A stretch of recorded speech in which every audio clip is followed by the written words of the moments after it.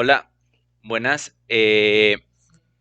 Bueno, pues este es el cuarto capítulo de Pero mira cómo dudan, su podcast donde si ustedes están buscando las respuestas del universo, búsquenlas en otro lado porque aquí no están. Y aquí nos acompaña el ilustre, el maestro, el Javier. El Javier. El Javier. Hola, hola. Espero que estén todos muy bien. Ya casi acabamos con nuestra serie, nuestra primera serie ¿Mm? de capítulos relacionados esta vez con lo que es el tema de la corrupción, ¿no? Que ha sido un tema difícil, porque primero había que esforzar un poquito en lo que es la metafísica y que probablemente muchos todavía tengan sus dudas, ¿no? Como dice a veces Agus, estoy en la etapa en la que creo que sé y luego paso a la etapa en la que ya no sé si sé. Sí, Entonces, eso nos es, pasó ayer. es un tema complicado y por eso mismo tal vez hasta puede alejar muchas veces a las personas, porque digamos que es un tema que se ha dejado de lado. Entonces, el problema básico no es que sea un tema simplemente difícil y ya, sino más bien es como cuando se te olvida hacer algo. ¿Cómo recuerdas qué es lo que tenías que hacer? Es la parte difícil, ¿no? Es la parte que realmente se nos complica. Y en el capítulo anterior, pues estuvimos hablando de la deconstrucción, que es la propuesta que Heidegger realiza para tratar de recordar lo que se nos olvidó, ¿no? Así como cuando hacemos el listoncito rojo en los dedos o en la muñeca, como para tratar de acordarnos de algo importante. O, o hoy en día, ¿no? Con las agendas electrónicas y que anotamos en el calendario, pero pues resulta que somos aún malos, ¿no? Con los calendarios, entonces anotamos que tenemos un pendiente, pero no anotamos cuál es el pendiente, entonces decimos en la torre, ¿por qué no puse qué tenía que hacer? Nada más puse la hora, la fecha y listo, y el día, y me quedo así de, ¿qué tengo que hacer mañana? ¿Qué tengo que hacer mañana? Así estamos, ¿no? Estamos sabemos que tenemos algo pendiente, pero no sabemos qué es. Es una buena. Sí, de hecho, ¿te acuerdas cómo surgió esta cuestión de la de la deconstrucción? De cuando te dije, oye, pero a mí me dijeron que deconstruyera mi masculinidad. Y entonces cuando tú me dijiste, a ver, güey, a ver, ¿cómo le explico? Sin ser de maleducado. Entonces, explícame por qué no puedo hacerle caso a esas personas que me piden que desconstruya mi masculinidad. Ok, eh, curiosamente va a estar difícil de explicártelo en esta ocasión. Ah, ok. Primero, debemos más bien, ya hablamos un poquito en general qué era, pero pues digo, pasa una semana, pasan 15 días y no es tan fácil acordarse, ¿no? Entonces, vamos a contar un pequeño cuento para, para poder recordar qué demonios es la deconstrucción. Resulta que vamos a imaginar que hubo un momento en el que las personas que estudian literatura tuvieron una duda existencial. ¿Qué demonios quería decirnos la historia de Pinocho? ¿Cuál es el objetivo de la historia de Pinocho? Y entonces surgieron varios autores, varios pensadores, varios eh, letrados que decían, no, no, no, la historia de Pinocho es muy fácil, es un cuento con una fábula que es que no debes mentir. Y entonces salían otras personas y decían, no, no, no, no, estás mal, ¿cómo crees que va a ser eso? La historia trata de narrarnos la la superación de las mentiras. O sea, no es simplemente el querer decirte no mientas, sino el cómo, a pesar de los errores que puedes tener, pues aún así puedes salir avante. Y otra persona dice, no, no, no, no, no, estás mal. Tiene que ver con la lealtad. Todos los errores de Pinocho tienen que ver con un sentido de lealtad. Y llega un último y dice, no, no, no, están bien tontos. ¿Cómo creen que va a tratar de eso? Trata de que los niños siempre van a ser niños. Pinocho comete muchos errores porque es un infante. Conforme va madurando, entiende que debe dejar de mentir y dejar de meterse en problemas y por eso se convierte en un niño de verdad, porque creció. Entonces, la discusión estaba muy acalorada entre estas distintas interpretaciones sobre qué es lo que realmente quiso decir el autor de Pinocho, ¿no? Carlo Lorenzi, me parece que es, o Lorenzini. Ajá. Eh, y resulta que llega un último intérprete y les dice, oigan, pero ¿no estamos un poco obviando que la forma en que ustedes están leyendo este texto depende netamente de lo que ustedes han conocido, aprendido, leído? Es decir, ¿qué hubiese pasado si no lo hubiera escrito Carlos Florenzini? O creo que es Carlo, ¿no? Carlo Lorenzini. No tengo ni idea. Sí, ¿qué hubiese pasado si lo escribe Cosme Fulanito. pues, un indígena, ¿no? O si lo hubiera escrito Confucio. Y entonces todos se quedan sorprendidos por la pregunta de este raro que viene con su pregunta que te saca de onda, ¿no? Pues obviamente es la misma historia, por todos los niños mienten. No, no, es obvio que todos los niños son niños y tienen que crecer, etcétera, etcétera. Hasta que una persona lo entiende y dice, pues es cierto, la moraleja pudo ser completamente distinta. Es más, tal vez ni siquiera exista la moraleja, ¿no? Es decir, ¿cómo puedo estar seguro de que si lo hubiera escrito una persona indígena, podría tener las mismas características de narrativas, de la construcción de los personajes, de todo? Es decir, es completamente otra cultura. Va a haber palabras que no existen, va a haber modos de entender el mundo distintos. Pero entonces esta persona que entendió a este loco que decía que hubiera pasado si le escribe un indígena o Confucio o alguien así, empieza a emocionarse un montón, ¿no? O sea, se emociona y deja volar su imaginación y dice, no, no, no, es más, ¿qué hubiera pasado si le hubiera escrito el mismo Pinocho? No, no, no, ¿qué hubiera pasado si le escrito Gepetto? Y entonces se le ocurre la idea fantástica. La verdadera interpretación va a depender de todos, incluidos los personajes dentro de la misma novela. Entonces Ok. no hay una verdadera interpretación, solamente hay posibles interpretaciones que van a depender del contexto de cada individuo, incluidos los que están dentro de la novela. Es decir, que Gepetto podría contar su propia novela sobre Pinocho, que el Pepe Grillo, que el zorro, que el dueño del circo, etcétera, etcétera. La pregunta es, este primer personaje raro que dijo, ¿qué hubiera pasado si no le escribe Carlos Lorenzini? ¿Qué hubiera pasado si le escribe un indígena? Este, es Carlo Lorenzini, no Florenzini. Sí, sí, estoy seguro. Sí, sí, sí, bueno. Ahorita Nada lo más buscamos. A ver, pregunto. espera. Tú mientras continúa porque está muy buena la explicación. Yo mientras lo voy a buscar. Ok, entonces llega un punto en el que la pregunta es esa, ¿no?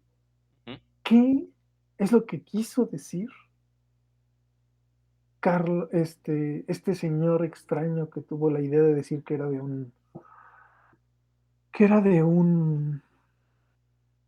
hubiera sido la historia de Pinocho si hubiera sido escrita por alguien de otra cultura completamente distinta, ¿no? Carlo Lorezzini. Ah, ok, ok. Entonces, fíjate, es muy interesante. La ironía de este cuento es que la misma historia de llegar a la pregunta de qué fue lo que realmente quiso decir esta persona con esta idea rara, regresa a la misma cuestión. ¿Cuál es la verdadera lectura de Pinocho? ¿Qué nos quería decir Pinocchio? ¿No? Y si fuésemos nosotros una especie de revisores, de analistas de la situación, podríamos llegar con esta última persona que lo llevó al exceso y decir, no existe una interpretación adecuada, y decirle, bueno, pero ¿y cómo sé que lo que tú me estás diciendo es lo que dijo esta otra persona. Porque a fin de cuentas tú mismo me estás diciendo que no existe una interpretación adecuada. Ok. Es más, ¿cómo sé que yo puedo interpretar lo que tú me estás proponiendo? Porque sigue siendo relativo, ¿no es cierto? Va a depender de mi contexto. ¿Cómo sé que yo realmente estoy entendiendo lo que me estás proponiendo?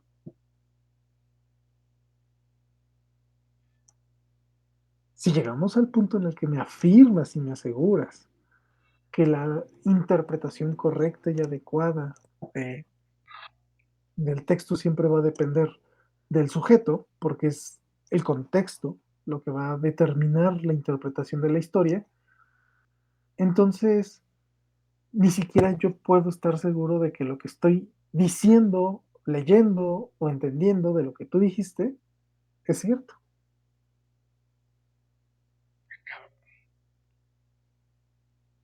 ¿Cómo? Piénsalo así. Nuevamente, yo te digo, todo depende del contexto. Entonces tú y yo tenemos contextos diferentes. Ujú. Pero esos contextos diferentes pueden implicar muchísimas cosas. Por ejemplo, ¿qué significa para mí relatividad y qué significa para ti relativo?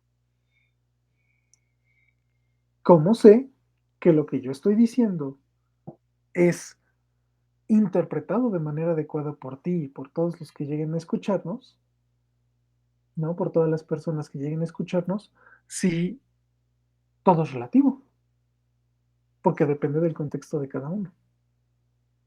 Cada palabra va a ser interpretada de manera distinta, porque en cada hogar se enseñó de manera distinta a interpretar esas palabras.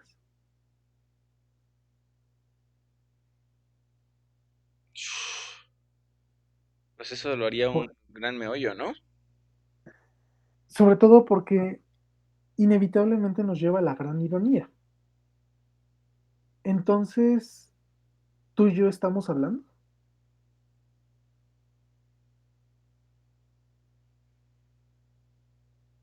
es decir, se supone que estamos tratando de comunicarnos, Ajá. que hay un lenguaje de por medio, pero si todo es relativo, si cada quien interpreta según su contexto, entonces, ¿por qué hablar? Si lo que yo voy a decir a tus orejas, a tu mente no va a llegar. Esa es una respuesta, esa es una pregunta bien complicada, o sea, y aparte, muy, no peligrosa en el aspecto, bueno, puede llegar a ser peligrosa, pero peligrosa en el aspecto de que es solipsista, es una postura solipsista, como diciendo de que yo estoy atrapado en mi yo y nunca voy a Claro, poder conectar contigo o con esta taza. O sea, que estoy atrapado entre dos tierras, diría Héroes del Silencio. efectivamente. Bueno, eh, regresaremos a esto al final Pongamos un pincho en esto y Exacto, continuamos. exactamente. Ahí queda esto, ¿no? Ese peligro. ¿Cómo resolvemos este dilema o de qué trata este dilema incluso? Bueno, la deconstrucción básicamente de lo que trata es de convertirse en una estrategia para saber qué es lo que qué es lo que quería decir el cuento de Pinocho. Ujú. Eh, Derrida trata de realizar su propia interpretación de esta postura y nos propone que todo está marcado por la diferencia. Es el punto clave y es lo que estuvimos platicando la vez pasada, Sí, la la famosa difference. diferencia, ¿no? Y que si nosotros quisiéramos hacer una analogía en el español, deberíamos hablar de diferencia con S en vez de con C. Ajá, diferencia, ¿No? o con doble F o algo así. O sea, Exactamente, algo que exactamente. no se note, pero que gramaticalmente hablando sea diferente, Diría, difiere. diría nuestro expresidente, lo que no se ve no se cuenta, pero cuenta mucho. Ujú, ujú, efectivamente. Entonces, eh, hablábamos de que esta diferencia tiene que ver con un momento temporal, ¿no? Difiere en el tiempo, o sea, es momentos distintos, pero también tiene que ver con una espacialidad, porque difiere, es decir, no solamente son momentos en el tiempo, sino también son lugares o espacios, ¿no? Está, podremos decirlo incluso dislocado, si se quiere decir así, ¿no? La diferencia.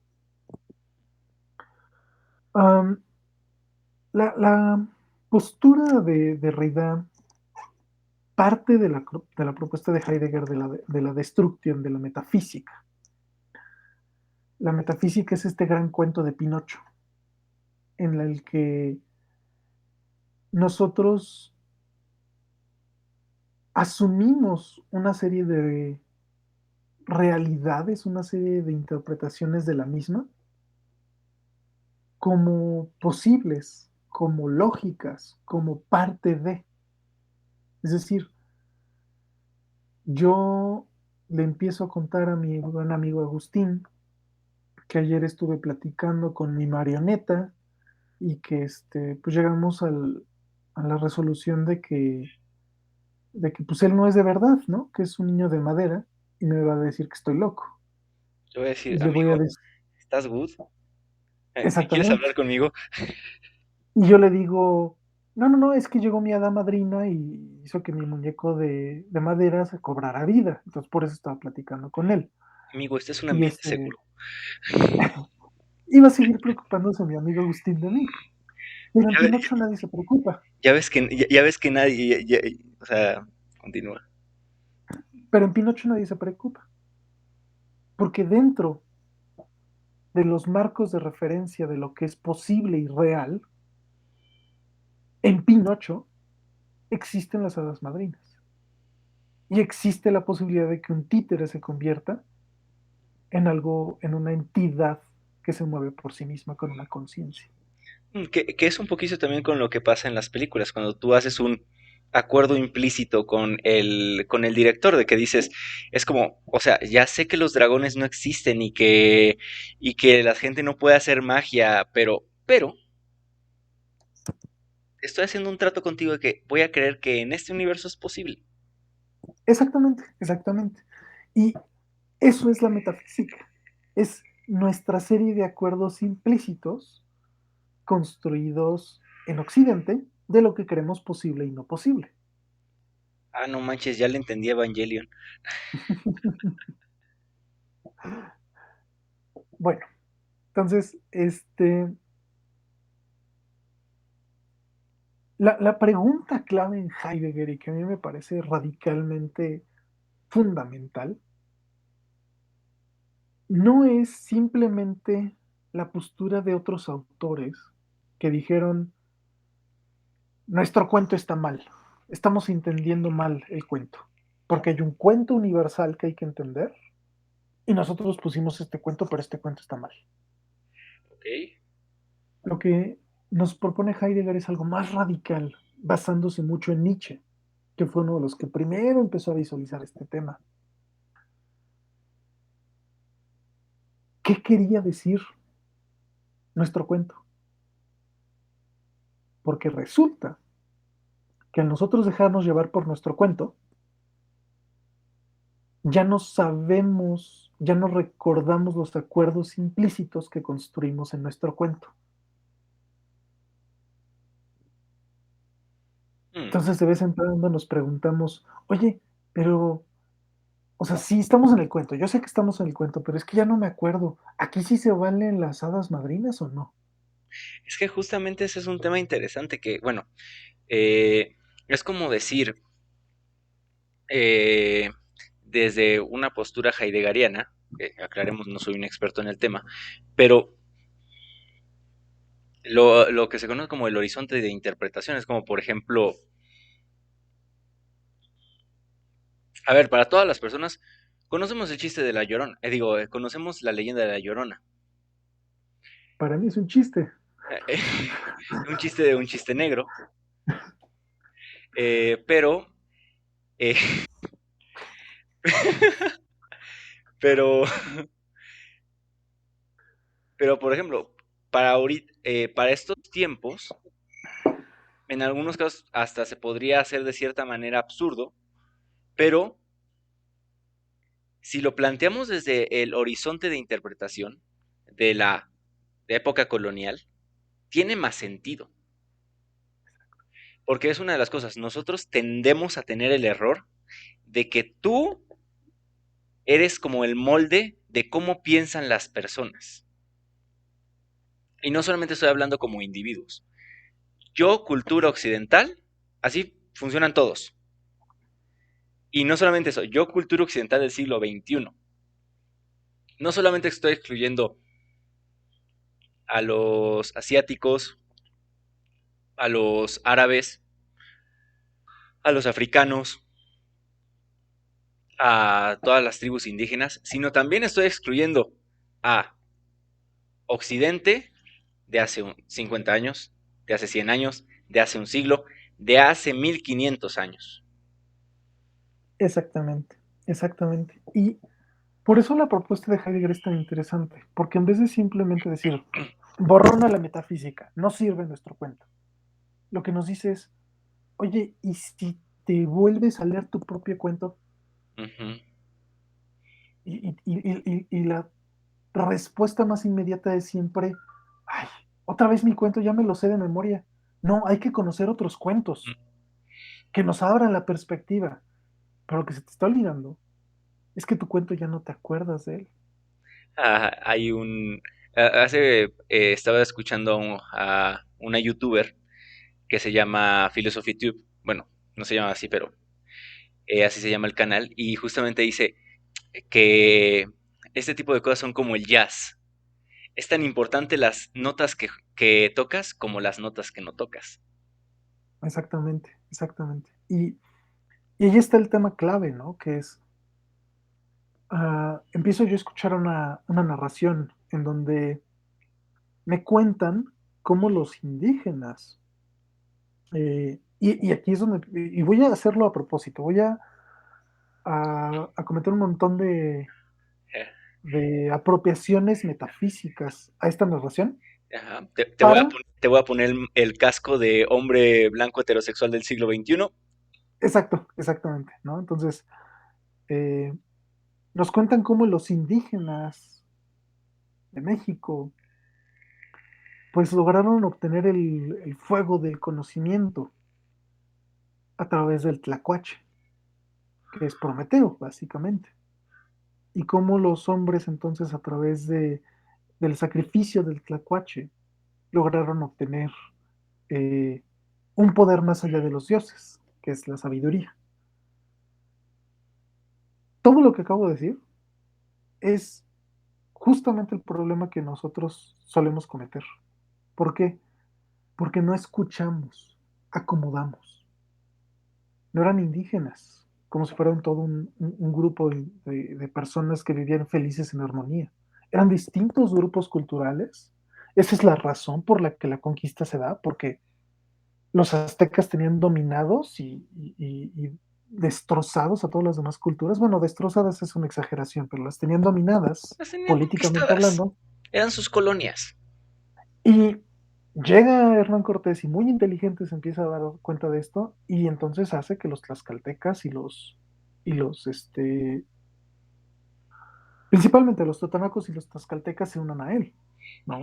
Pero, por ejemplo, empezamos con ese tipo de narraciones falsas. La Malinche es una traidora. ¿Por qué sería una traidora? Si la Malinche Era una esclava. era una esclava vendida, ¿no? Ujú. O, por ejemplo, nos dejamos convencer por cuentos que son completamente ilógicos cuando los reflexionas, como vieron a Hernán Cortés en un caballo, pensaron que era un dios. ¿De verdad tú crees que eran tan tontos como para no darse cuenta que era un animal desconocido? O sea, no es que nunca hubieran visto un animal en su vida, simplemente era un animal distinto. Ahí decían, No ah, por eso iban a, caray. Ajá, Simplemente, es que el a cuate lo viene mejor con entrenado. asombro de decir, ah, caray, esto no lo conozco. Exactamente. Y nota a pie de página para todas las personas que dicen, no, es que somos la raza de bronce. Nosotros somos principalmente descendientes de la mezcla entre los españoles que vinieron y ni siquiera los aztecas. Principalmente fuimos de los tlaxcaltecas, entonces digamos que si estás diciendo que los tlaxcaltecas son unos traidores, estás diciendo que tus tatarabuelos son tus traidores, y si y probablemente tu tatarabuelo en su tumba se está estrujando su tumba y decir, no manches, tanto que luché para derrotar a estos malditos mexicas, para que ahora mis nietos estén ahí diciendo, ay no, que la raza de bronce me lleva a la fregada. Y sí, ¿eh? Pero volvemos a lo mismo, ¿no? La segunda parte, por ejemplo, el cuento del Tlacuache, yo lo forcé en la historia de Prometeo, que yo me la sé, porque es la narración histórica, mitológica griega. Ujú. Pero el Tlacuache no se sacrificó, el Tlacuache no fue un mártir, ¿no? Entonces, el forzar las historias a como yo las conozco, los dioses mesoamericanos, ¿cuáles dioses? ¿De dónde sacaron la palabra deos o teos o qué onda? Ujú, ujú, que de hecho ¿No? hay muchos aspectos también muy interesantes, como por ejemplo, ahí fue principalmente cuando Jung ya se empezó como que a ir un poco de la olla, ¿no? Cuando estaba hablando justamente de estos arquetipos universales. No sé, o sea, la verdad siento que sí sería meterme en una camisa que no sabría traducir, Ah, ok. porque los paralelismos culturales existen, ¿no? Es algo que hemos revisado desde la antropología y son cosas que no sabemos cómo explicar, pero están ahí. Por ejemplo, las sirenas. Aquí había la tlanchana, ¿no? Y justamente eso es a lo que quería llegar. Algo que se puede decir, por ejemplo, es que es una similitud, porque a fin de cuentas los dioses, pues ok, no les llamaban deos, les llamaban de otra manera, pero seguían siendo lo que yo entiendo por un dios. Ahí es donde está el problema. Ujú. Una cosa es que yo vea, por ejemplo, insisto con la tlanchana, a una figura que tiene cuerpo de persona y la parte inferior de su cuerpo de un pez. No cantaban para traer a los barcos y llevarlos al destrozo, no, no se convertían en monstruos mitológicos que se comían a los hombres, etcétera, etcétera. Sin embargo, la figura está ahí, ¿no? Probablemente, pues porque está relacionado con que el hombre se relacionaba con los peces, ¿no? Entonces llegó a pensar en algún momento, a imaginarse, Y ¿no? aparte, por Ah, pues, ejemplo, cosa curiosa, o sea, sí existen ciertas similitudes, pero por ejemplo, inclusive en la misma Europa, estaba la kelp ándale, sí, irlandesa, sí, sí, estaban en realidad serían como tritonas, porque sirenas en los griegos eran, ya sabes, las hombres arpía, de mujeres arpía, exactamente. pero por ejemplo Mejor estaban esa. las tritonas que eran mujeres hermosas con cuerpo de pez. Por ejemplo, en los kelpis eran espíritus más que entes corpóreos.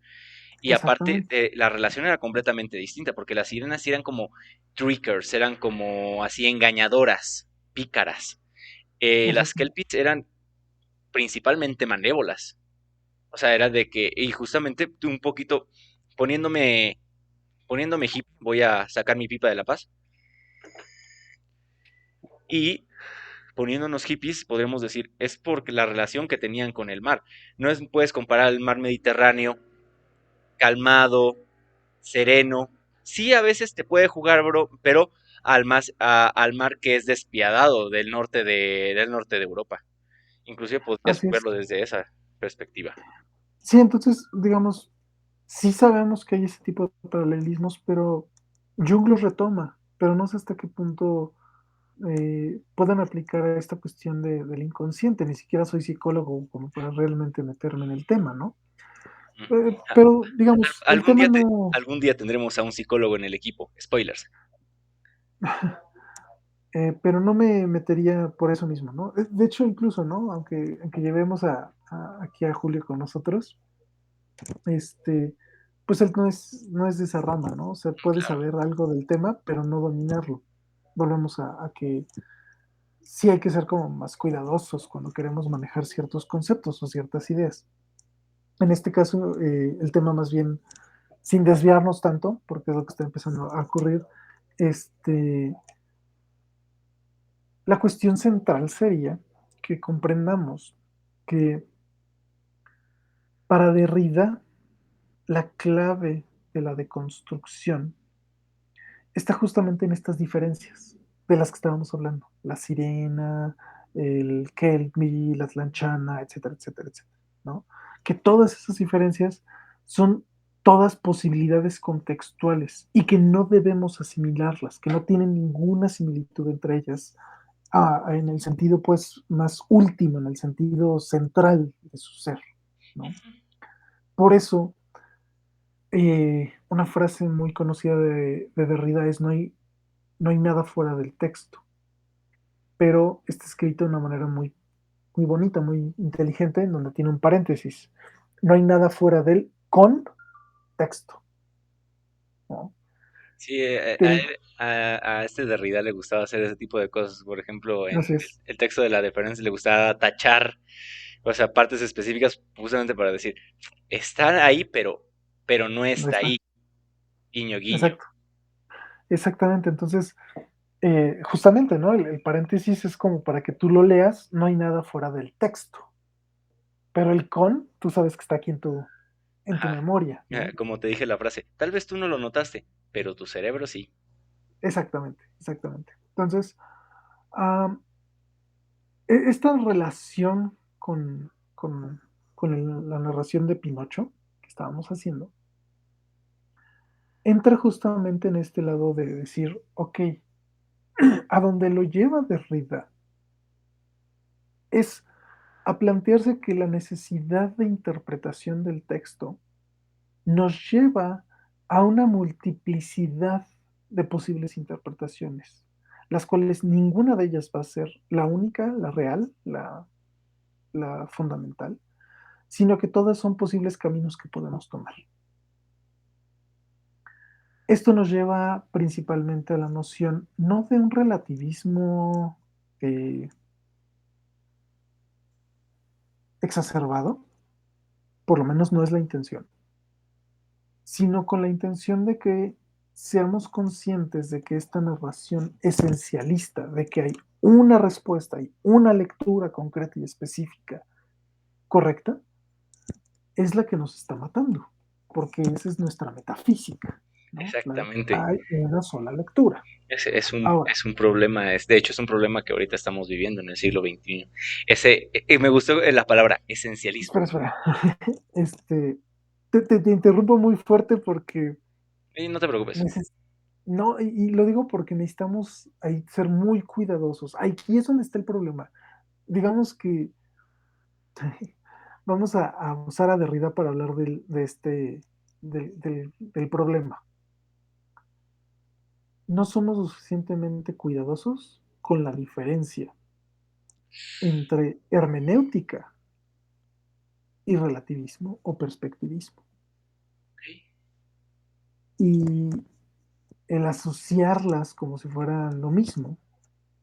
Y entonces el decir ataco al esencialismo en esta deconstrucción, eh, sin darme cuenta puedo caer en esta especie de relativización tan extrema que me lleva al individualismo, al narcisismo, al subjetivismo. Entonces, por eso te hice la interrupción tan concreta, porque hay la ironía y hay la complejidad en la que nos adentramos cuando tratamos de esclarecer este punto entre Derrida y Heidegger. Es muy fácil dejarse llevar por Derrida. Y es muy chistoso porque Heidegger de hecho es más claro. Derrida usa muchas metáforas, usa un lenguaje muy en conjugación filosófico, literatura, metafísica, ontología. Entonces, la verdad es que es un lenguaje sumamente oscuro. Ujú. Y a pesar de eso, es al que más se le hizo caso, Es que, ¿no? fíjate que yo, un pequeño paréntesis. Yo creo que tiene que ver con esta cuestión de la estética, que muchas veces, o sea, quieraslo o no, nos gustan las cosas bonitas. Bien lo decía Víctor Hugo en su libro Los Miserables, cuando Monseñor estaba plantando flores y su sirvienta le dice, oiga, Monseñor, usted que siempre es tan útil y siempre quiere que las cosas sean prácticas, ¿por qué está plantando flores? Aquí podríamos plantar semillas. Y le dice, las cosas bellas son tan importantes como las cosas útiles, a veces hasta más. Y aquí es un tema, no estamos diciendo, digamos que a lo mejor pues es porque se están yendo, porque, es que es, o sea, como dije, tal vez tú no te diste cuenta, pero tu mente se dio cuenta y dice, esto se ve más bonito. O sea, Así es. digamos que Sí, sí, es mi pequeña teoría sacada de los meollos de mi pelones. sí. Es muy probable que sea así. Sí, sí, sí. Como el tema que decías que traías atorado, no sé si aún lo tengas atorado. Sí, todavía lo tengo, el tema de la estética, o sea, Así es. eso lo platicaremos en otro podcast, pero digamos, da un podcast en sí mismo y a mí me hace falta todavía leer a todos esos autores, me hace falta todavía investigar mucho, pero el punto es, ¿por qué este tema de la estética es tan importante? Porque no es algo que hayamos podido sobrellevar. Inclusive como esta comparación, Heidegger, tú dices, es que es más claro. Y o sea, y pues sí, es más claro, es más conciso, preciso. Y Derrida es como, y porque, por ejemplo, igual Hegel. Hegel es como, dijo, voy a escribir un tratado filosófico, pero lo voy a hacer en forma de poema. Entonces, pero digamos que de todos modos llama mucho la atención, tiene mucho impacto. Entonces, esta cuestión estética tiene mucho que ver. Pero Así es. en pro de no desviarnos del tema, continuemos con... Con esto. Sí, entonces, eh, regresando un poquito a qué iba la analogía anterior, este, la cuestión de estas narraciones extraordinarias y sumamente individuales, ¿no? Que a Pinocho, a tal, tal, tal, tal, tal, todos pueden dar su cucharadita de la realidad, ¿no? Um, la lleva Derrida principalmente por un concepto, dos conceptos claves en Heidegger. Uno es la diferencia ontológica y otro es lo originario. Estos dos temas son centrales y son sumamente fáciles de malinterpretar Ujú. o por lo mismo olvidables, ¿no? Porque justamente cuando tú lees a Derrida, lo primero que vas a notar es que el tema del originario se desdibuja.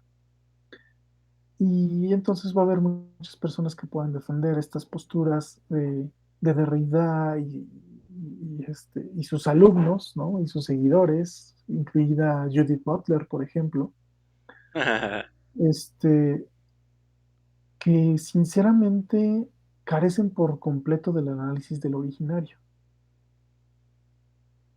Y entonces termina revistiendo al tema de la deconstrucción con, eh, con huecos, con omisiones epistemológicas. Mm, A sí, lo que me quiero referir con epistemológicas es a omisiones que tienen que ver con cómo se construyó ese conocimiento, de la cómo conocimos. fuente. Entonces, eh, es un tema grave en ese sentido porque es como si yo de repente quisiera hacer mi propio tratado sobre la teoría de la gravedad y haciendo una completa omisión del texto y del trabajo de Einstein, comenzar a proponer mi propio concepto de relatividad. Entonces, de repente, yo empiezo a usar el concepto de relatividad espacial y relatividad general, basada en una persona que yo leí que medio leyó lo que propuso Einstein, lo criticó en solamente un pequeño aspecto y ya con eso yo me conformé. Y entonces yo ya jamás me dediqué a leer a Einstein, ya nada más me dediqué yo a leer al autor que hizo esa pequeña crítica de Einstein y que se siguió sobre su propio concepto de relatividad. Entonces, ¿qué pasa? Que nosotros sabemos que el proceso de interpretación y de análisis de la ciencia se basa pues en la falsación, en falsar Possibility. nuestras propuestas, ¿no? Entonces yo no puedo simplemente ignorar ciertos conceptos y decir es que no lo conocía, ¿no? Es que yo nunca me enteré de que eso tenía que ver con la relatividad general y la relatividad especial. Pues es que no se trata de que no supieras. Si te vas a especializar en este tema y vas a trabajar con este tema, tienes que meterte. Sí, que de hecho es un problema. Justamente ¿No? hace como un año estaba viendo un video de cómo esto se ha vuelto tanto un problema que en ciertas, unos investigadores serios hicieron un artículo de broma Sí, sí, y sí, el después, de las imposturas intelectuales de Alan Sokal y Brigmont. ajá, no sé si son ellos, o sea, yo no lo sabía tan específicamente, pero justamente proponían, justamente, porque tan bizarro como puede parecer lo que estás proponiendo, de que decían, no, de que la gravedad era un constructo social, y lo pudieron publicar como en una revista seria, Sí, por sí, la sí, manera en la que, por la manera en la que lo escribieron. Entonces, ahí la importancia. Y es una cuestión, porque ahorita, por ejemplo, existe toda esta tendencia también a la parte de la desconfianza de los expertos, de que por usar una jerga mexicana, yo tengo otros datos, que eso se puede, o sea, dices, ay, pero pues, ¿qué tiene? Pues, ¿qué tiene? Puede ser muy peligroso y tener consecuencias en este mundo, no diré físico, porque iba a decir este mundo real, pero lo real incluye muchísimas más cosas que el mundo físico. Pero en este mundo físico, en ese mundo de que nos puede afectar nuestra salud. completamente, sí. Y sí, de hecho, apenas volvió a suceder. Otros investigadores hicieron algo similar, pero ahora con el tema ¿cómo se llama? Del feminismo y del lenguaje inclusivo, ¿no? Salen estos chavos, hacen un artículo forzado en donde realizan una serie de propuestas completamente absurdas, de verdad así, pero muy absurdas, muy extremas, a propósito para ver qué les decía la revista, y los publicaron, ¿no? Y las de la revista estaban enojadísimas y trataron de censurar a estas personas. Y es como de, pues es que el problema no es que te hayan engañado en el sentido, pues, de su intención, Entonces, el sino problema de es que que te hayan engañado. de que te pudieron engañar, o sea, Exactamente. realmente, que es un tema que de hecho creo que no está completamente relacionado, es más bien como que esto que estás comentando es un apéndice de, por Ujú. ejemplo, el tema de las revistas, que es una cuestión que yo me puse a pensar hace poco, en base a algo que leí. Y justamente esto es lo que yo, Agustín, de 2021, pensó. No tiene nada que ver, también lo pude haber malinterpretado, pero nunca se han puesto a pensar porque todas las personas que están en el ámbito académico y científico, la dinámica de las revistas, porque es una cuestión bien complicada. Bueno, pero ahí sí te desvías un montón. Sí, me desvío un montón, Ajá. pero sí es una cuestión, pero tiene que ver justo con esa parte, ¿qué es lo importante cuando publicas? Y es un punto de vista, Es que ahí está, por eso te digo que nos desviamos un montón, porque sí hay muchas veces que lo que más importa es el dinero, yo diría que un 80%, pero a fin de cuentas también existe esta serie de personas que de verdad están tratando de cambiar fenómenos sociales sí, claro. y que están comprometidos con esto. Y que nuevamente volvemos al punto. El problema es que incluso dentro de ese compromiso se van pervirtiéndose. Es decir, si yo llego con una chava, con un chavo que estudió, o con una persona siempre trato de evitar el OA, ¿no? Porque creo que sí tienen razón en ese tema, ¿no? En que se excluye a cierto tipo de personas. Pero bueno, si yo estoy hablando con una persona y y se supone que estudió una maestría, una especialidad en feminismo, lenguaje inclusivo, de construcción y todo esto, y no saben manejar todos los conceptos que involucra la destrucción, ¿no? La deconstrucción en Heidegger, Ujú. y cuáles son las críticas eh, fundamentales que de verdad derriban o que de verdad nos hacen dudar del planteamiento de Heidegger, entonces lo que me estás diciendo es, este autor como no lo conozco o como fue nazi, ¿no? Entonces no lo tomo en cuenta, a pesar de que su concepto sí lo estoy tomando en cuenta. Y la única crítica que estoy tomando en cuenta no la entiendo. ¿Y por qué digo que no la entiendo? Porque si uno lee las críticas que hace Derrida a Heidegger, uno puede darse cuenta de la falta de crítica que existe en estos términos del originario, de lo, de lo es que es difícil traducir esta parte, pero nuevamente no es porque sea oscuro, sino porque te maneja conceptos o te maneja términos que nosotros usamos en una manera cotidiana de otra Ujú. manera. Como teoría en el ámbito cotidiano y teoría en el ámbito científico. Algo así. Entonces, Ujú. él Puedes habla del utilizar, originario puedes y utilizar lo... la palabra en el idioma que tú lo estás pensando, o sea, para que se establezca como un concepto. Si es los No, que no, los... no. No, no, no. Incluso en el propio alemán es difícil, ¿no? O sea, no, no, no. Es más bien, estaba pensando si decirlo como lo auténtico y lo no auténtico o lo propio y lo impropio. Pero nuevamente, estos conceptos nosotros los usamos en una forma muy específica que Heidegger no está utilizando, que Heidegger lo usa pero de manera indirecta, vamos a decirlo así, ¿no? O sea, por lo que implica la palabra, más que por lo que nosotros solemos entender. Sí, claro, Pero por además es supuesto. terminología muy precisa. Mi punto no es adentrarme en eso. Mi punto solamente es decir, el tema central de cómo se forma la postura, la posición de la deconstrucción, no está siendo tomada en cuenta.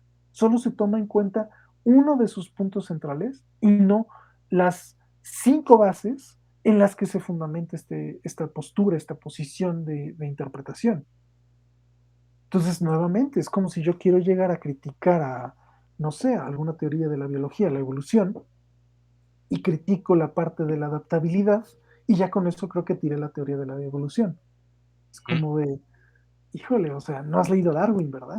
No has leído a Mendel, no has leído a, no, o sea, te Mm, deja con esa sensación ¿de verdad hiciste una crítica a la teoría o nada más, no sé, dijiste Darwin era machista y pertenecía al siglo XIX, entonces estaba mal, no, pues ¿no? es que, o sea, es que, ay, y es una cuestión, en la ciencia, y hablo de todas las ciencias,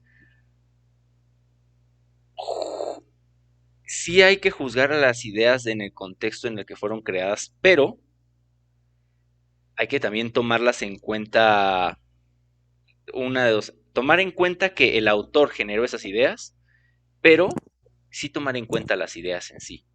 Porque, o Claro, sea, Darwin no es como que se lo sacó de los pelos. El cuate, o sea, estuvo, en primera estuvo estudiando desde muy joven la parte de entomología, todo eso, e inclusive estuvo estudiando en un seminario y nunca le gustó. Y tenía la ventaja de que era una persona rica, entonces le dijeron, oye, ¿te quieres subir a un barco 7 años? Y dijo, va. Y se fue por toda Sudamérica. Después de eso, no es como que dijo, ah, ya con esto ya escribo un libro. Se tardó otros 40 años, me parece.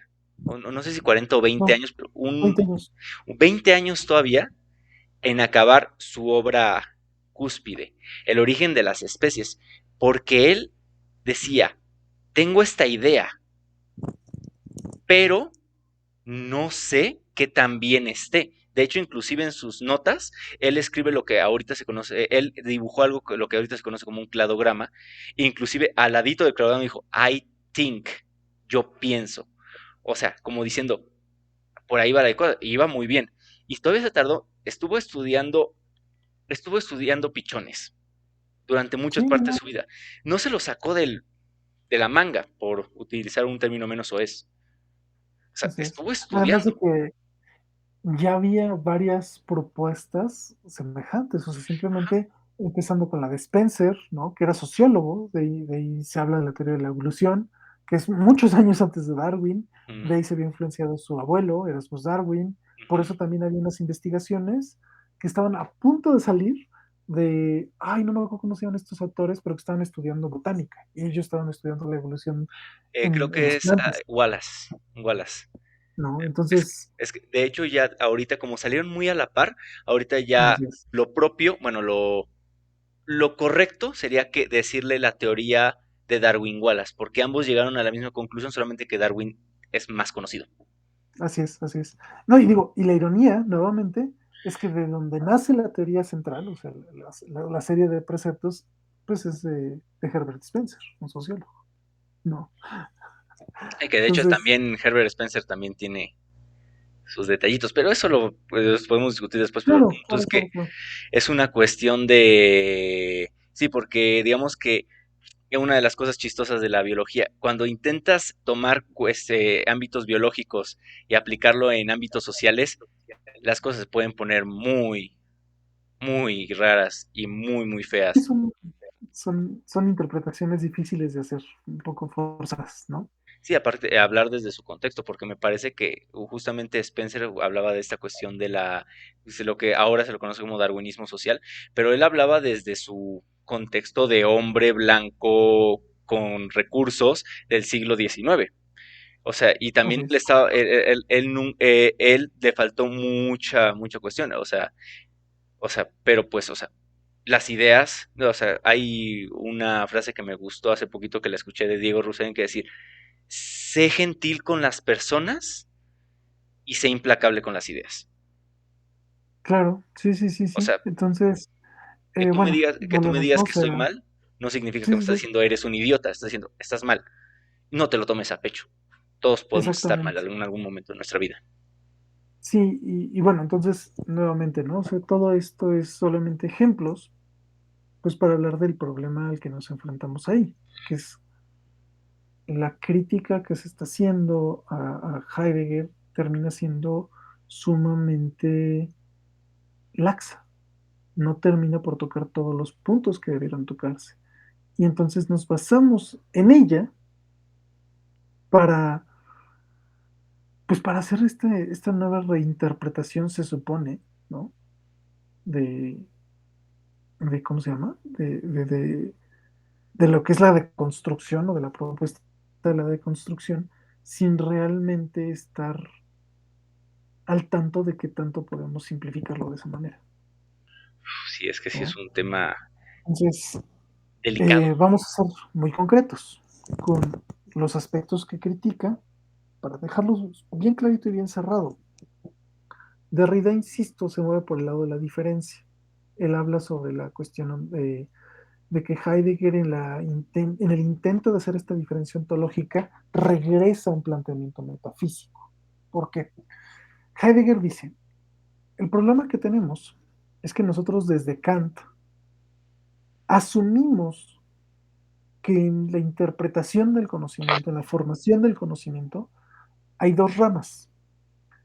Lo que yo puedo saber, que es el fenómeno, y lo que está en sí mismo, que no es interpretado por mi cabeza, sino que es y ya, que es el neunómeno.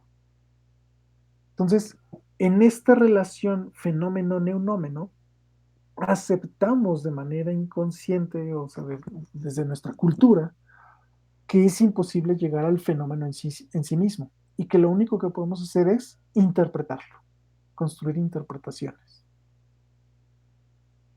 Ok. Esta dualidad del conocimiento se basa en malas interpretaciones desde los griegos y se fue fundamentando como algo normal cuando en la Edad Media se postula justamente, ¿no? Es como decir, yo puedo saber qué es lo que Dios estaba pensando. No, yo tengo un pensamiento mundano y Dios, pues es el creador de todas las cosas, tiene el propio sentido y dirección del destino. Entonces, por lo tanto, ellos empiezan a hacer estas malinterpretaciones un poco forzadas, otra vez ese contarme los cuentos, ¿no? Como lo que decíamos hace rato de los dioses. Es que los dioses mesoamericanos, es que ellos no tenían dioses, o sea, ni siquiera ya olvídate de la palabra, el propio concepto, Ajá. si nosotros quisiéramos tratar de hacer una comprensión de qué pensaban ellos, más bien era una especie de relación con los ancestros que se fundían o que se encontraban uh, unidos a los fenómenos naturales, Ujú. ¿no? Y de Entonces, hecho tiene mucho sentido porque cuando morías en él, tú te fundías en el Mictlán.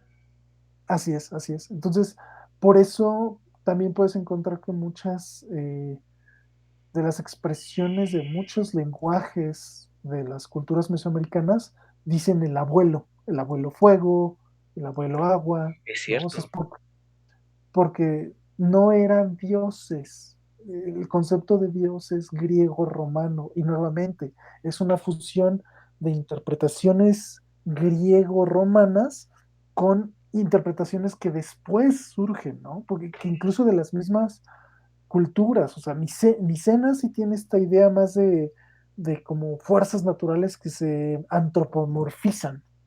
Ujú. Y el concepto más abstracto es más bien aristotélico, eh, ¿cómo se llama? De todos estos presocráticos y socráticos, ¿no? O Que de sea, hecho es una fusión. nos podemos ver hasta la teogonía, o sea, digamos que o las personas que no han leído de mitología griega, o sea, los dioses Zeus, Atenea, ellos no fueron los dioses, digamos que primigenios, Primigenios, los dioses primigenios, exactamente. y de hecho ni siquiera Cronos y Rea, los famosísimos titanes, los dioses primigenios eran entidades,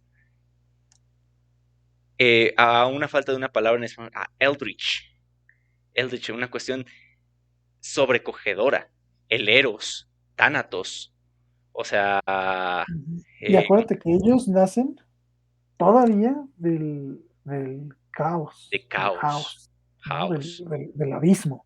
del abismo. Entonces, Sí, o sea, tampoco es como que podamos decir que el origen fue Eros y no, Tánatos no, no, y o sea, Erebos y, no, o ¿no? sea, digamos, digo, o sea, me queda claro que fue como que de este House. Y de Ujú, ahí surgieron estos dioses primigenios que no fueron primigenios, el primigenio primigenio. Y de ahí surgió ni siquiera la madre de todos los dioses, Gaia y así es, Uranos. Y de así ahí es, surgieron los titanes, y de los titanes surgieron los que conocemos como los dioses olímpicos. exactamente. Entonces, el punto central sigue siendo este, ¿no? Que nosotros forzamos palabras, forzamos contextos, forzamos textos y decimos los dioses mesoamericanos. No existían los dioses mesoamericanos. Entonces, ahí es donde empezamos a tener problemas, porque forzamos, y diríamos desde la metafísica, nuestras palabras sobre las de otras vivencias.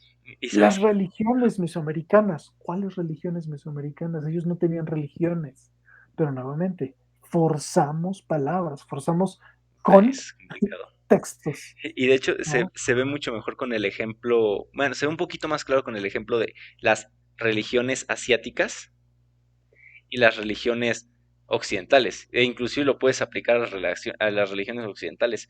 Y comparan mucho a Odín y a Zeus, pero Así es, así no es. tienen nada que ver.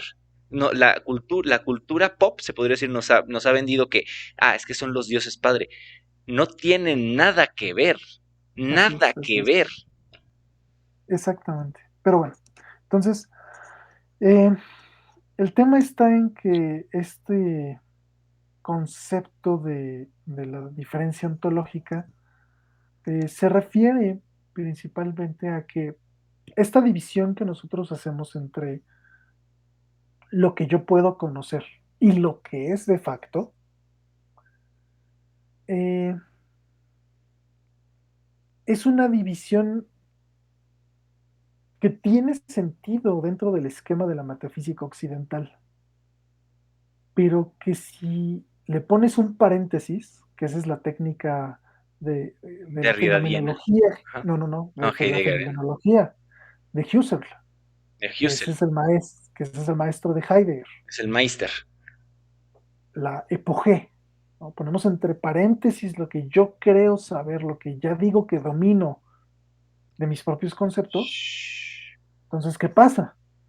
Que me doy cuenta de que no necesariamente es la descripción más lógica, la única descripción, la más racional, etcétera, etcétera, Ujú. ¿no? Y dice, esta división es una división forzada que sirve para nuestros análisis dentro de una metafísica muy específica, pero que incluso nuestra ciencia moderna cada vez prueba con mayor determinación que son posiciones absurdas y sin embargo las seguimos usando. ¿Por qué? Porque nuevamente se nos oscurecieron. Es, son el listón rojo que teníamos aquí y que decíamos, híjole, tenía algo que hacer. ¿Qué era? Ah, sí, actualizar esos conceptos que creo que son este, únicos y que demuestran la realidad y que tienen que ver con cómo pienso y que no pueden ser cuestionados, cuando descubra si realmente funcionan así. Entonces me puse este hilito rojo aquí en la muñeca para que cuando mi ciencia alcance a probar si realmente estas ideas que tengo ahorita en el siglo XVI funcionan o no para explicar la realidad, y las cambio o no. Pero pasaron pues poquitos siglos, tú sabes bien poquitos siglos, y resulta que el hilo rojo se quedó en la muñeca de las personas y ya nadie se acordó para qué chingados era el hilo rojo. Ahorita justamente estaba haciendo esta reflexión, ahorita que me estabas diciendo esto. Pareciese ser que toda esta idea, toda esta cuestión de la deconstrucción, ni siquiera es como un proceso per se, es más bien un estado.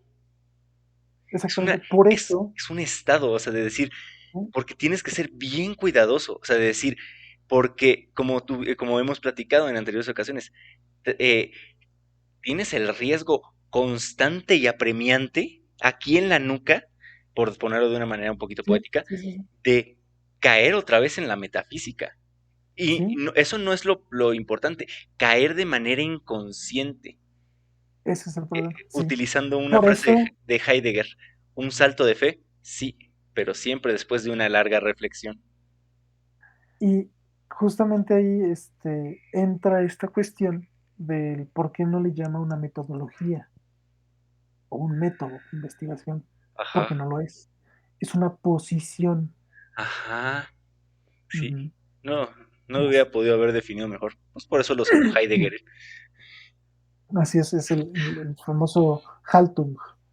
Y bueno, entonces la cuestión aquí sería que Derrida lo lleva a este esquema solamente en relación a, a cómo entiende él esta diferencia ontológica. Él entiende que esta diferencia ontológica está tratando de esclarecernos lo que realmente es y lo falso. Así lo interpreta Derrida. Porque él dice que la diferencia ontológica mantiene la ilusión de que existe un fenómeno y un neunómeno, nada más que él les cambia de nombre. Dice, ahora ya no se llaman fenómeno y neunómeno, se llama lo ontológico y lo óntico, ¿no? O sea, lo que se refiere al ente y lo que se refiere al ser. Y lo del ser es abstracto, es para siempre, es absoluto, no cambia, es esencialista, y lo óntico es es el ente, es lo que está enfrente de mí, lo que se presenta, El ¿no? fenómeno. Entonces, sí. Y entonces lo único que vale la pena tomar en cuenta, ¿no? Bueno, eso sí está. Pero eso es, digo, estoy yo también simplificando a Derrida.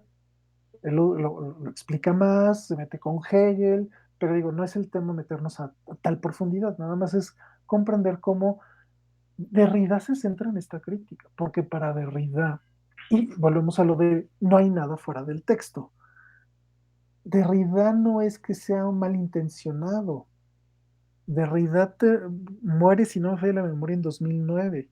Para 2004. 2009 no teníamos, gracias, 2004, no tenemos ni la mitad de obras publicadas de Heidegger en esa época.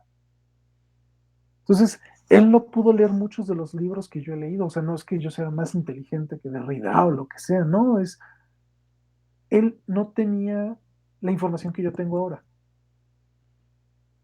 Y aclaremos, caemos en lo mismo. Gentiles con las personas. Implacables conocidas, efectivamente, ¿no? Entonces, por esa misma razón es que entramos en un gran debate o en un gran conflicto, que es,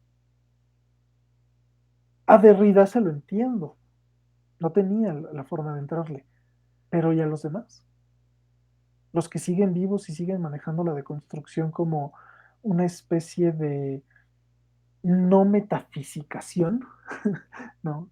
De desesencialización de las estructuras mentales.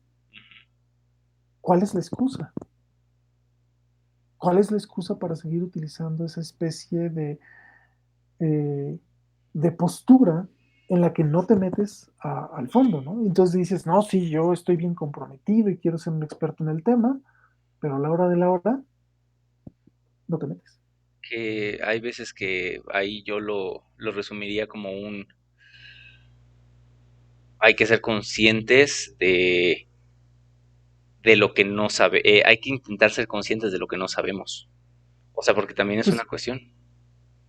yo sobre todo diría, ¿no? O sea, por eso ahí es donde empiezan las posturas que a mí, con las que llego a chocar, ¿no? O sea, por ejemplo, eh, empiezas a platicar con alguien que no está de acuerdo contigo y a veces no está de acuerdo contigo ya ni siquiera por lo que le has dicho, sino desde que te presentaste y dijiste algo en contra de una postura, ¿no? Del socialismo, del feminismo, Ujú. de Heidegger o de la fenomenología, ¿no? Entonces te dice, yo creo que la fenomenología no sirve para nada, tú ya tienes un prejuicio, automáticamente ya te enojaste y dices, no, este cuate no sabe nada. Ah, no, sí, claro, y eso es muy común. O Entonces, sea, bien lo decía Jung, hasta que lo inconsciente no se haga consciente, el inconsciente seguirá manejando tu vida y tú lo llamarás destino. sí, o incluso lo vemos desde el fenómeno neurológico y biológico, ¿no? Lo que contabas tú la otra vez, es parte de lo que son Sesgos cognitivos. los sesgos cognitivos, exactamente, ¿no? O sea, me estás pegando a mí, ¿no? Estoy atacando la idea. No, no, no, es que soy yo la idea, entonces me estás atacando a mí, ¿no? Es que, Porque ajá, esta idea ya es no, bonita, no puedes separar tu propia identidad de lo que conoces. Eso nos pasa mucho. O sea, así es, cuando una persona dice, cuando tú a un americano criticas a América, puta. Porque todo es como, no así pueden es, separarse de esa identidad de que es que yo no soy América. Yo nací en un contexto americano en el siglo XXI, nací en Utah, por ejemplo, y, o sea, esto, pero, y justamente ahí van cosas también curiosas, como cómo los educan para decir, es que tú eres América. así es. Y le va sumando cuestiones, ¿no? Por ejemplo, cuando nosotros, por ejemplo, nuevamente, ¿no? Ya lo tomamos desde un lado político, y con político no me refiero a la acción social, sino me refiero con este término de ejercicios institucionales del poder, ¿no? Entonces, ¿por qué lo digo así? Porque entonces tú llegas y criticas, por ejemplo, esto de la deconstrucción y crees que ya automáticamente estoy en contra del feminismo, en contra de la lucha feminista o en contra no sé, de las mujeres per se, ¿no? Por ejemplo, incluso cuando ya se llega a la dramatización de la crítica, cuando salen con ¿qué estás en contra de la igualdad de derechos? ¿Estás en contra de los derechos? Y es como de no, entonces tienes que ser feminista. Espérate, ¿no? O sea, estás homologando términos que no necesariamente van de la mano. Y acá, Pueden estarlo o quieren estarlo, pero no necesariamente lo están. y digo, Entonces, y ahí no es donde entra y no esto. Espérame, espérame, perdón, espérame. perdón. Entonces, de ahí es donde entra muy, muy fuertemente esta cuestión de, por ejemplo, lo que decías tú, ¿no? Me estás diciendo que no puedes deconstruir, no puedes construir mi masculinidad. Sí, te lo estoy diciendo, pero no te lo estoy diciendo porque diga el hombre siempre va a ser hombre o porque diga el machismo me acomoda muy rico y quiero seguir siendo el poderoso y todas esas tonterías, ¿no? Es porque de verdad no puedes. Es porque de verdad el propio concepto no sirve para eso. Y el hecho de que tú no lo comprendas no necesariamente significa que estás eh, en el hoyo, que seas el malo de la historia.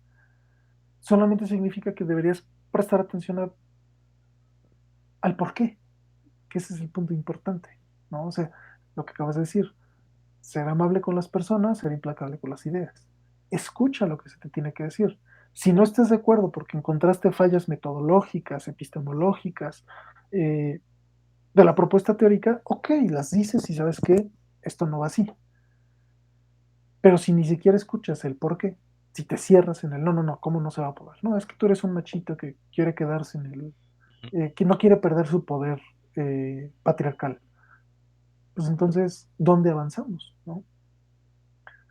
Y digo eso con el tema que ahorita dijiste de construir la masculinidad, Como pero poniéndolo como un ejemplo, pero sirve para muchas cosas. exacto. pero es en todo, ¿no? O sea, el decir, me acuerdo que alguna vez comentándolo con una amiga de España, me decía ella, entonces, ¿qué? Si no es el relativismo, entonces ¿a dónde nos movemos? Es gracias al posmodernismo que podemos avanzar y criticar estos puntos de inflexión de la metafísica de Occidente. Y yo le decía, no.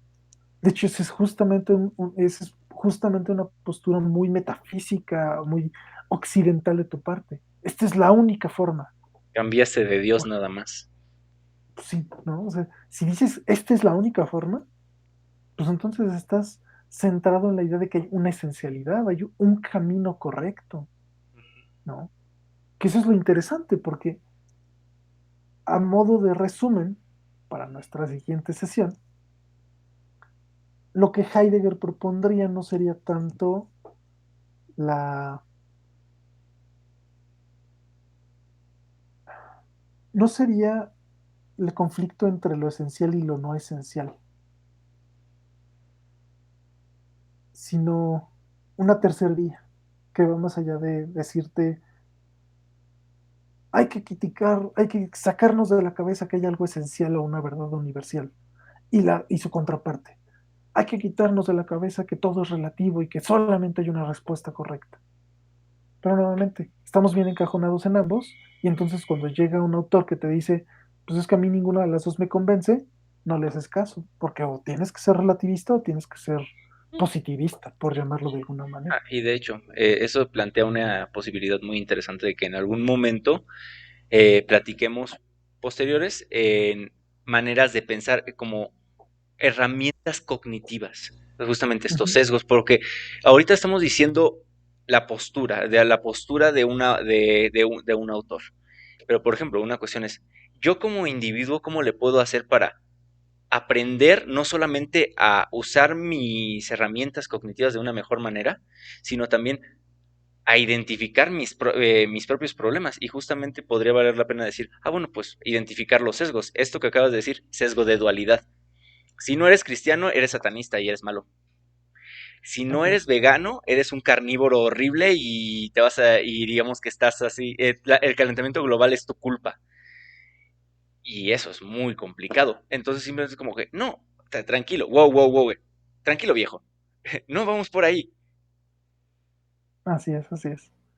Ujú, Pero bueno, ujú. este, Vámonos dándole cierre. así Entonces, es. pues, muchas gracias a todos los que nos acompañaron. Como pueden ver, este fue un formato un poquito más corto, sobre todo porque estas ideas son tan pesadas que, utilizando una analogía de comida, no es lo mismo comerte un pollo completo en un día a comerte medio pollo en 2 días. Entonces lo que vamos a hacer es, vamos a tener otra sesión la próxima semana y ahí es donde vamos a poner de que, ok, ya vimos que es Derrida, ¿cuál es la otra opción?